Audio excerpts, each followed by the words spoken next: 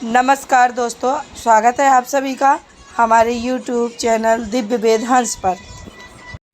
जय माता दी दोस्तों। अब मैं आगे की कथा दुर्गा सप्तशती का तीसरा अध्याय सुना रही हूँ। महर्षि वेद ने कहा, महिषासुर की सेना नष्ट होती देखकर उस सेना का सेनापति चित्सुर क्रोध में भरकर देवी के साथ युद्ध करने के लिए आगे बढ़ा। वह देवी पर इस प्रकार बाणों की वर्षा करने लगा मानो सुमेर पर्वत पानी की धार बरसा रहा हो। बोलिए नव दुर्गा मैया की जय। इस प्रकार देवी ने अपने बाणों से उसके बाणों को काट डाला तथा उसके घोड़ों व सारथी को मार दिया। साथ ही उसके धनुष और उसकी अत्यंत ऊंची ध्वजा को भी काट कर नीचे गिरा दिया। उसका धनुष कट जाने के पश्चात उसके शरीर के अंगों को भी अपने बाणों से बीत दिया। बोलो नव दुर्गा मैया की जय। धनुष घोड़ों और सारथी के नष्ट हो जाने पर वह असुर ढाल और तलवार लेकर देवी की तरफ आया और उसने अपनी तीक्ष्ण धार वाली तलवार से देवी के सिंह के मस्तक पर प्रहार किया और बड़े वेग से देवी की बाईं भुजा पर वार किया।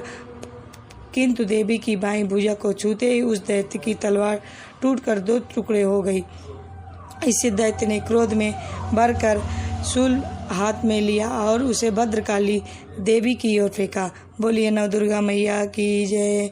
देवी की ओर आता हुआ वह शूल आकाश से गिरते हुए सूर्य के समान प्रज्वलित हो उठा।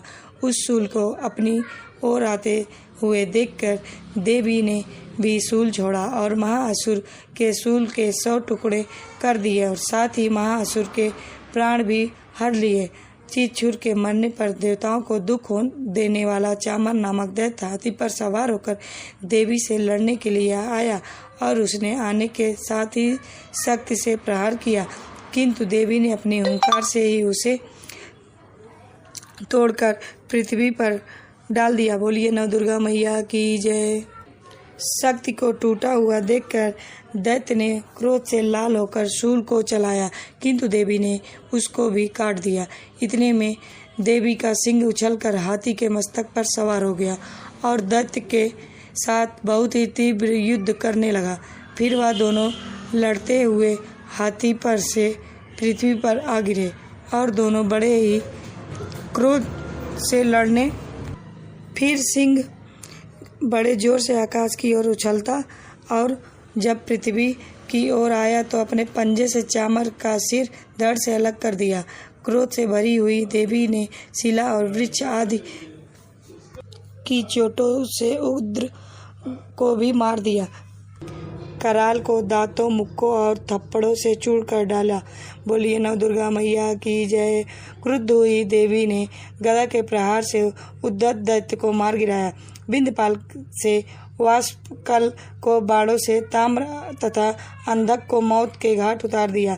तीनों नेत्रों वाली परमेश्वरी ने त्रिशूल से उग्रासय, उग्रवीर और महाहनु नामक राक्षसों को मार गिराया। उसने अपनी तलवार से बिडाल नामक दैत्य का सिर काट डाला तथा अपने बाणों से धुंधुर और दुर्मुख राक्षसों को यमलोक पहुंचा दिया।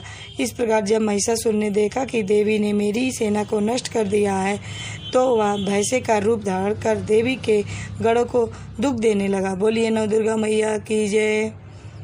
उन गढ़ों में कितने लोगों को उसने मुख से के प्रहार से, कितनों को खुरों से, कितनों को पूंछ से, कितनों को सींगों से, बहुतों को दौड़ाने के वेग से, अनेकों को सिंहनाद से, कितनों को चक्कर देकर, कितनों को श्वास वायु के झोंकों से पृथ्वी पर गिरा दिया। वह दैत्य इस प्रकार गढ़ों की सेना को गिरा देवी के सिंह को मारने के लिए दौड़ा। इस पर देवी को बड़ा गुस्सा आया। उधर दैत्य भी क्रोध में भरकर धरती के खुरों से खोदने लगा तथा सींगों से पर्वतों को उखाड़ उखाड़ कर धरती पर फेंकने लगा और मुख से शब्द करने लगा। महिषासुर के वेग से चक्कर देने के कारण पृथ्वी क्षुब्ध होकर फटने लगी। उसकी पूंछ से टकरार समुद्र चारों ओर फैलने लगा। हिलते हुए सींगों के आघात से मेघ खंड खंड हो गए और श्वास के आकाश में उड़ते हुए पर्वत फटने लगे। इस तरह क्रोध में भरे हुए राक्षस को देख चंडिका को भी क्रोध आ गया और वह उसे मारने के लिए क्रोध में भर गई। बोलिए नव दुर्गा मैया की जय। देवी ने पास फेंककर दैत्य को बांध लिया और उसने बच जाने पर दैत्य का रूप त्याग दिया और सिंह का रूप ले लिया।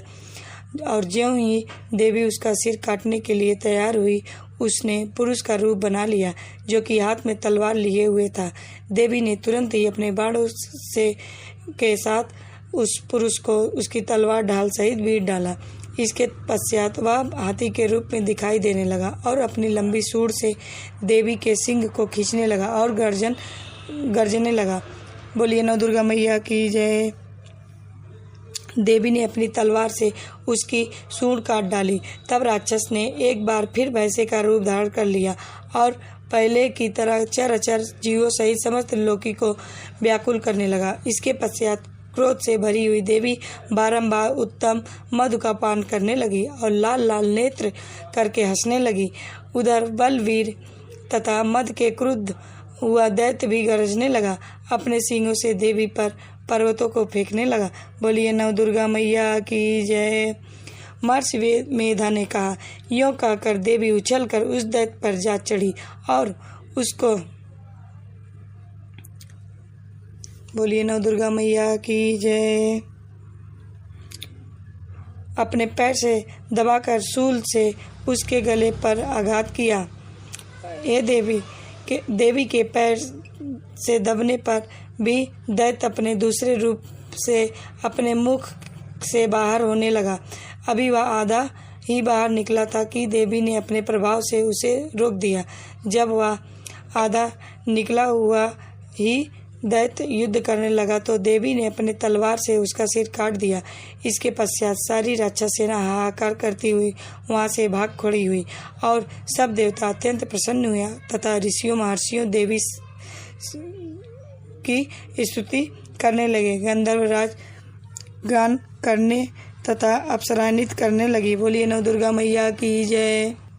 इस प्रकार तीसरा अध्याय समाप्त। दोस्तों और चौथा अध्याय सुनने के लिए जुड़े रहिए।